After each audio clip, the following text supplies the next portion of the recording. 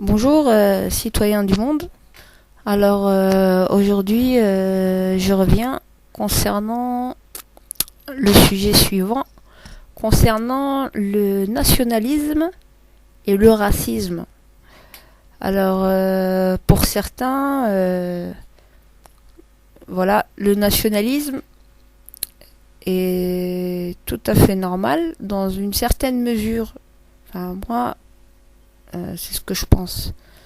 Il est bien, mais trop l'entretenir provoque en fait un sentiment d'appartenance tel à un pays qu'on finit par finalement se fermer, refuser toute autre forme de conception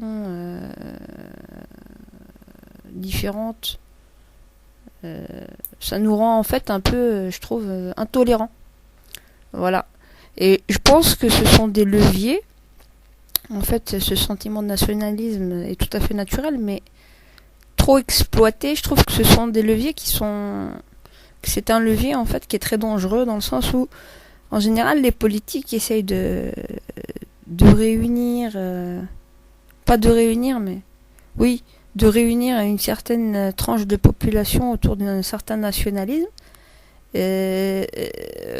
pour susciter en eux une fibre patriotique, et en même temps ils jouent sur certaines cordes qui sont dangereuses parce que elles prennent pas en compte toutes les composantes de la société.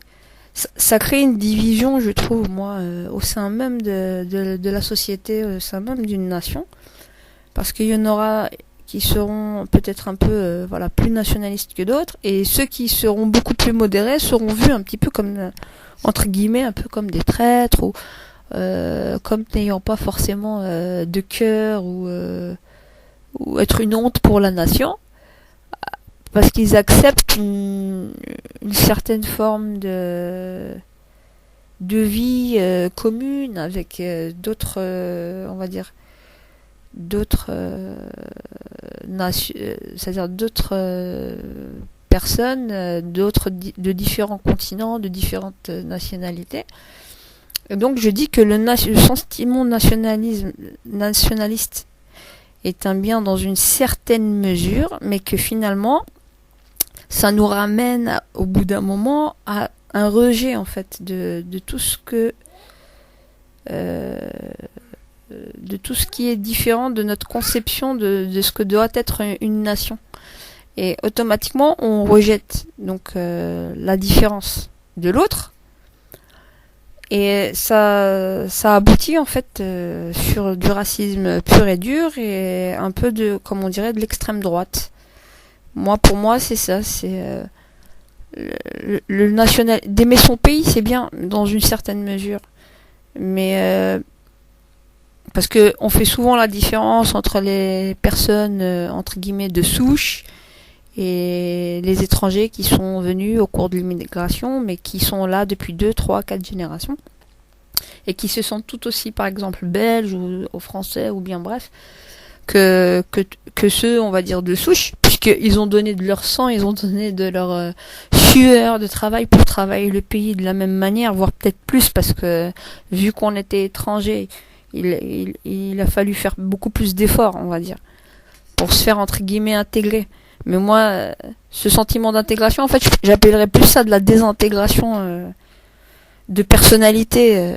Donc, on t'accepte que lorsque tu remplis que lorsque tu remplis les cases à cocher, en fait, que l'on nous a imposé, en fait, dans une certaine mesure. Et soi-disant que ça devait être des principes communs.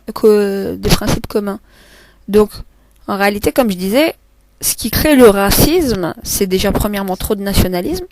Déjà, il faut voir juste que, voilà, entre deux pays voisins, déjà, trop de nationalisme, voilà, ça amène à des guerres. Alors, que dire à l'intérieur même d'un pays lorsqu'on vient pas de la même région? Donc déjà, voilà, ça commence déjà rien qu'entre voisins. Donc déjà, tous ces sentiments-là, il va falloir s'élever pour les mettre de côté et avoir un but en commun pour pouvoir bien vivre en communauté tous ensemble dans les mêmes droits. Parce que finalement cette division qu'on essaie de faire au sein même d'une société, elle est due plus aux politiques qui sont très stratèges et pour toujours diviser un groupe vis-à-vis d'un autre ou mettre en majorité en exergue une majorité par rapport au détriment d'une autre.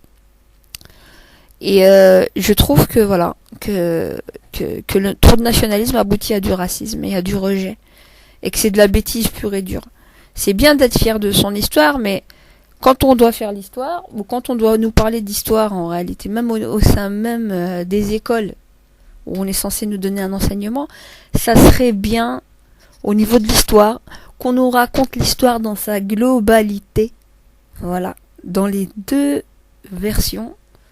Voilà, qui se rejoindraient des deux côtés de l'histoire.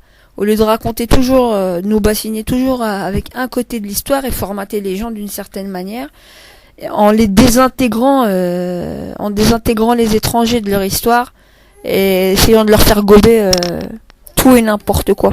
Voilà. Et je pense que voilà, la vraie réconciliation entre les peuples, entre les nations, entre les étrangers commencera déjà dans l'histoire de ce qu'on nous raconte au sein même des écoles, on racontera la vérité, toute la vérité des deux côtés, voilà, vue des deux angles, voilà, la vue des deux angles. Et je pense que là, il y aura une réelle réconciliation. Voilà.